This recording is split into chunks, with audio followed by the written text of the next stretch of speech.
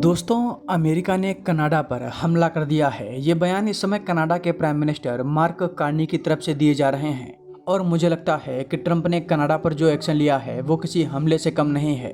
Canada के PM mark Carney ने Donald Trump के बारे में कई ऐसी बातें बोली हैं जिसने दुनिया के कई देशों को हैरान कर दिया है।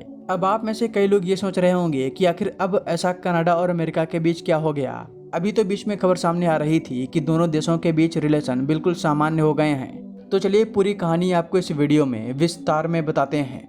दोस्तों, सबसे पहले आप स्क्रीन पर इस मैप को देखिए। ये कनाडा है और इसके ठीक नीचे यहाँ पर अमेरिका है। कनाडा के जो पहले के प्राइम मिनिस्टर थे जिनका नाम जस्टिन ट्रूडो था, उनको एक तरह से डोनाल्ड ट्रंप ने सत्ता से बाहर करा दिया था। ट्रंप ने उस समय कनाडा पर हैवी टैरिफ लगाया था, यहाँ तक कि वो कनाडा के प्राइम मिनिस्टर को गवर्नर और कनाडा को अमेरिका का एक राज्य बता रहे थे। कनाडा अमेरिका पर बहुत निर्भर है, जिसकी वजह से जस्टिन ट्रूडो डोनाल्ड ट्रंप को इसका जवाब नहीं दे पा रहे थे। इन्हीं सब कारणों की वजह से जस्टिन ट्रूडो को इस्तीफा देना पड़ा था। इनके बाद मार्क कार्नी कनाडा के पीएम बने।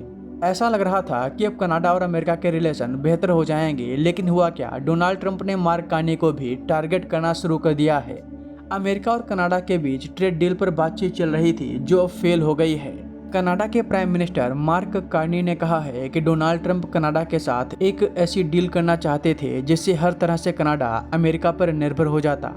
यहाँ तक कि दुनिया के किसी भी देश से कोई भी इकोनॉमिक पार्टनरशिप करनी होती तो अमेरिका से इसकी पहले परमिशन लेनी पड़ती, जैसे कि कनाडा अमेरिका का एक राज्य हो।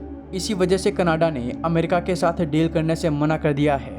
इसके जवाब में डोनाल्ड ट्रंप भड़क गए और कनाडा पर 50% टैरिफ लगा दिया, जो कनाडा की इकोनॉमी के लिए किसी डिजास्टर से कम नहीं है। कनाडा के पीएम ने कहा है कि अमेरिका ने हम पर हमला कर दिया है, हम इसका जवाब जरूर देंगे, और जवाब में कनाडा 50% टैरिफ लगाएगा।